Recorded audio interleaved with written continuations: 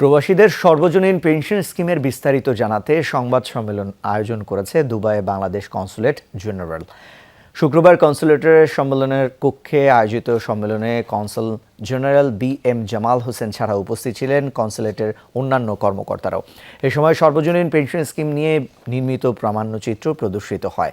এছাড়া প্রবাসীরা কিভাবে অ্যাকাউন্ট খুলবে, টাকা জমা দিবে এবং কি কি সুবিধা রয়েছে তা তুলে ধরা হয়। পেনশন স্কিমের বিস্তারিত তুলে ধরেন শ্রম কাউন্সিলর মোহাম্মদ আব্দুস সালাম। উপস্থাপনা করেন প্রেস সচিব আরিফুর রহমান।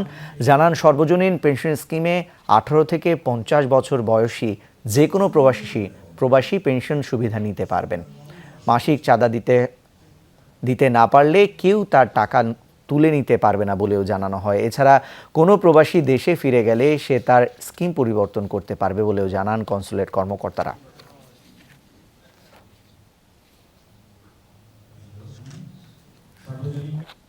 নামের সাথে সর্বজনীন আছে, এর অর্থ হচ্ছে বাংলাদেশের সকল শ্রেণীর মানুষ এই স্কিমের আওতায় আসার সুযোগ আছে। ধরেন আপনি 20 লক্ষ বা 30 লক্ষ টাকা জমা করেছেন, এইটার 50% আপনি লোন হিসাবে নিতে পারবেন।